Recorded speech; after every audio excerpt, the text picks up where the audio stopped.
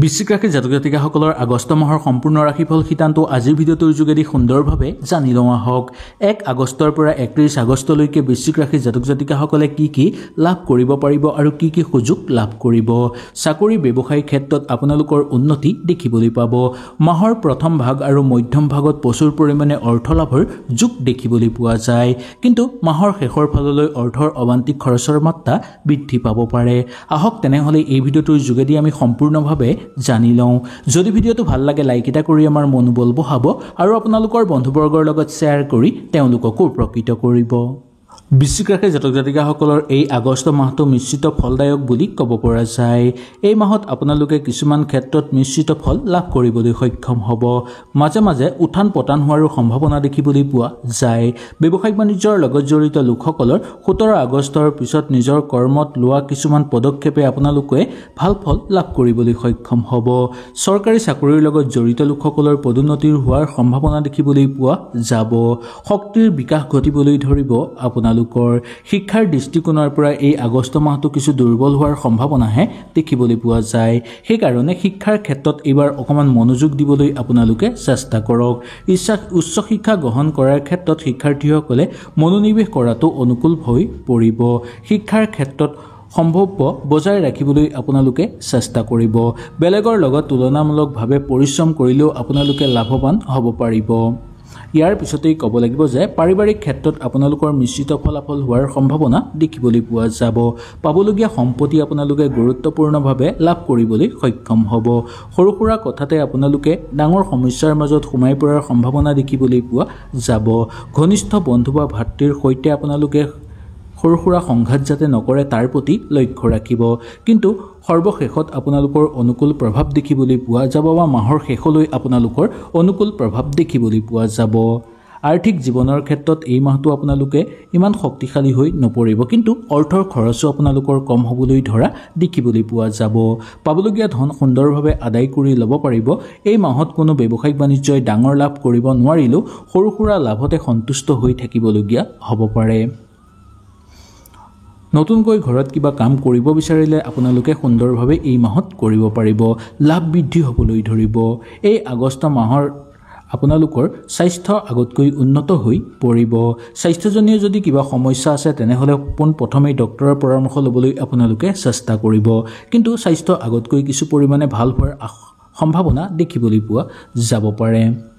নতুনকৈ যদি কিবা কামত আপোনালোকে নিয়োজিত হৈছে, সেই কামত আপোনালোকৰ পোনপ্ৰথমে মন নবহাৰ সম্ভাৱনা দেখিবলৈ পোৱা যাব পাৰে। চিকিৎসকসকলৰ কাৰণে এই মাহটো মোটামুটি ভালেই দেখিবলৈ পোৱা যাব। কিবা যদি এই মাহত দান দক্ষিণা কৰিব পাৰে তেনেহ'লে ভাল হ'ব। এই মাহত যদি আপোনালোকে কোনো শিৱ মন্দিৰ বা গণেশ মন্দিৰত গৈ এগছি চাকি জ্বলাব পাৰে তেনেহ'লে এই সকলোবোৰ সমস্যা আপোনালোকৰ নোহোৱা হৈ পৰিব। নতুনকৈ যদি আপোনালোকে ঘৰলৈ কিবা মূল্যৱান সম্পদ ক্ৰয় কৰি আনিব বিচাৰে তেনেহ'লে আনিব পাৰিব। এই মাহটো আপোনালোকৰ কাৰণে অত্যন্ত শুভ বুলি ক'ব পৰা যায়। মাত্ৰ আগৰ যদি কিবা বেমাৰ আজাৰ থাকে তেনেহ'লে আপোনালোকে ডক্তৰৰ ওচৰলৈ যাবলৈ একেবাৰে পলম নকৰিব। অনুৰাগীৰ পৰা উৎকণ্ঠা আপোনালোকে লাভ কৰিবলৈ সক্ষম হ'ব আৰু ভাল পৰামৰ্শও আপোনালোকে লাভ কৰিব পৰাৰ যোগ দেখিবলৈ পোৱা যাব। বৃশ্চিক ৰাশিৰ জাতক জাতিকাসকলৰ ঘৰলৈ অৰ্থ অহাৰ লক্ষণ বা সম্ভাৱনা দেখিবলৈ পোৱা যাব পাৰে। নিজৰ ক্ষমতা আৰু দক্ষতা আপোনালোকে চিহ্নিত কৰিব পাৰিব, কাৰণ আপোনাৰ ভিতৰত শক্তি প্ৰকাশ কৰিবলৈ ধৰিব বা শক্তি জাগ্ৰত হ'বলৈ ধৰিব। উচ্চ শক্তিৰ কাৰণে আপোনালোকে বেছি হাবিয়াস নকৰাটোৱেই মংগলময়। এই মাহটো আপোনালোকে কিবা যদি দ্ৰব্য কাৰোবাক যদি উপহাৰ হিচাপে দিব পাৰে তেনেহ'লে আপোনালোকৰ কাৰণে যথেষ্ট ভাল হৈ পৰিব। স্বাস্থ্যজনীয় সমস্যা কিছু পৰিমাণে কম হ'বলৈ ধৰিব। আৰ্থিক ক্ষেত্ৰত ইমান বেয়া দেখিবলৈ পোৱা নাযাব। জীৱন সংগীৰ লগত আপোনালোকৰ সমধুৰ বাক্যলাভ হ'ব আৰু সুমধুৰভাৱে মাহটো পাৰ কৰিব পাৰিব। সৰু সুৰা আগপিছ হ'লেও ইমান চিন্তাৰ কাৰণ নাই বুলি ক'ব পৰা যায়। বহু সময়ৰ পৰা ৰৈ থকা কাম আপোনালোকৰ হৈ পৰিব। প্ৰেমৰ যাত্ৰাৰ ক্ষেত্ৰত কিন্তু মৰম চেনেহে ভৰপূৰ হৈ পৰিব। অফিচৰ লগত জড়িত লোকসকলে লাভৱান হৈ পৰিব। লগতে সহকৰ্মীৰ পৰা আপোনালোকে পূৰ্ণ সহযোগিতা লাভ কৰিব পৰাৰ যোগ দেখিবলৈ পোৱা যায়। বিশেষকৈ ক'ব লাগিব যে বিশ্বাস বৃদ্ধি পাবলৈ ধৰিব আৰু ঘৰত বা কৰ্মস্থানত আনন্দ বৃদ্ধি পাবলৈ ধৰিব। আপোনালোকৰ দূৰ সম্পৰ্কীয় আলহীৰ আগমন হ'ব পাৰে আপোনালোকৰ ঘৰলৈ। জীৱন সংগীৰ লগত সৰু সুৰা তৰ্ক বিতৰ্ক থাকিলেও ইমান কাৰণ নাই, কিন্তু বেছিভাগ সময় আপোনালোকৰ সুমধুৰ হৈ পৰাৰ সম্ভাৱনা দেখিবলৈ পোৱা যাব। নতুনকৈ কিবা চিন্তা চৰ্চা যদি কৰিব বিচাৰে তেনেহ'লে এই মাহত আপোনালোকে সুন্দৰভাৱে পাৰিব। শক্তিৰ বিকাশ ঘটিবলৈ ধৰিব আপোনালোকৰ। শিক্ষাৰ দৃষ্টিকোণৰ পৰা এই আগষ্ট মাহটো কিছু দুৰ্বল হোৱাৰ সম্ভাৱনাহে দেখিবলৈ পোৱা যায়। সেইকাৰণে শিক্ষাৰ ক্ষেত্ৰত এইবাৰ অকণমান মনোযোগ দিবলৈ আপোনালোকে চেষ্টা কৰক। উচ্চ শিক্ষা গ্ৰহণ কৰাৰ ক্ষেত্ৰত শিক্ষাৰ্থীসকলে মনোনিৱেশ কৰাটো অনুকূল হৈ পৰিব। শিক্ষাৰ ক্ষেত্ৰত সম্ভৱ বজাই ৰাখিবলৈ আপোনালোকে চেষ্টা কৰিব। বেলেগৰ লগত তুলনামূলকভাৱে পৰিশ্ৰম কৰিলেও আপোনালোকে লাভৱান হ'ব পাৰিব।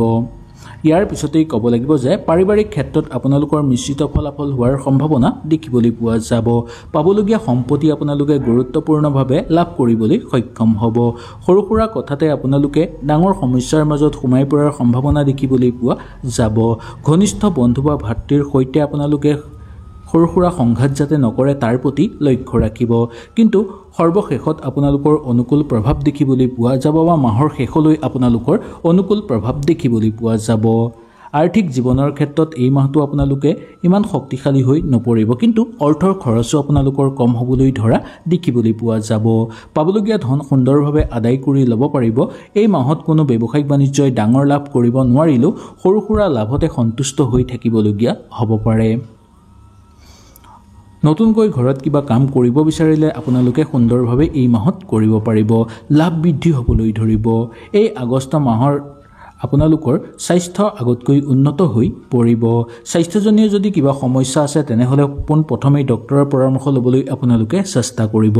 কিন্তু স্বাস্থ্য আগতকৈ কিছু পৰিমাণে ভাল হোৱাৰ সম্ভাৱনা দেখিবলৈ পোৱা যাব পাৰে। নতুনকৈ যদি কিবা কামত আপোনালোকে নিয়োজিত হৈছে সেই কামত আপোনালোকৰ পোনপ্ৰথমে মন নবহাৰ সম্ভাৱনা দেখিবলৈ পোৱা যাব পাৰে। চিকিৎসকসকলৰ কাৰণে এই মাহটো মোটামুটি ভালেই দেখিবলৈ পোৱা যাব। কিবা যদি এই মাহত দান দক্ষিণা কৰিব পাৰে তেনেহ'লে ভাল হ'ব।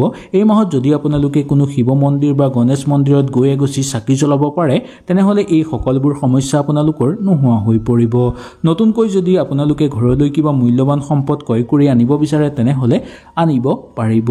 এই মাহটো আপোনালোকৰ কাৰণে অত্যন্ত শুভ বুলি ক'ব পৰা যায়। মাত্ৰ আগৰ যদি কিবা বেমাৰ আজাৰ থাকে তেনেহ'লে আপোনালোকে ডক্তৰৰ ওচৰলৈ যাবলৈ একেবাৰে পলম নকৰিব। অনুৰাগীৰ পৰা উৎকণ্ঠা আপোনালোকে লাভ কৰিবলৈ সক্ষম হ'ব আৰু ভাল পৰামৰ্শও আপোনালোকে লাভ কৰিব পৰাৰ যোগ দেখিবলৈ পোৱা যাব। বৃশ্চিক ৰাশি জাতক জাতিকাসকলৰ ঘৰলৈ অৰ্থ অহাৰ লক্ষণ বা সম্ভাৱনা দেখিবলৈ পোৱা যাব পাৰে।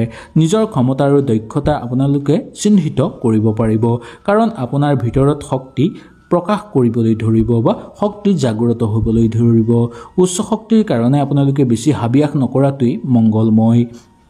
এই মাহটো আপোনালোকে কিবা যদি দ্ৰব্য কাৰোবাক যদি উপহাৰ হিচাপে দিব পাৰে তেনেহ'লে আপোনালোকৰ কাৰণে যথেষ্ট ভাল হৈ পৰিব। স্বাস্থ্যজনীয় সমস্যা কিছু পৰিমাণে কম হ'বলৈ ধৰিব। আৰ্থিক ক্ষেত্ৰত ইমান বেয়া দেখিবলৈ পোৱা নাযাব। জীৱন সংগীৰ লগত আপোনালোকৰ সমধুৰ বাক্যলাভ হ'ব আৰু সুমধুৰভাৱে মাহটো পাৰ কৰিব পাৰিব। সৰু সুৰা আগপিছ হ'লেও ইমান চিন্তাৰ কাৰণ নাই বুলি ক'ব পৰা যায়। বহু সময়ৰ পৰা ৰৈ থকা কাম আপোনালোকৰ হৈ পৰিব। প্ৰেমৰ যাত্ৰাৰ ক্ষেত্ৰত কিন্তু মৰম চেনেহে ভৰপূৰ হৈ পৰিব।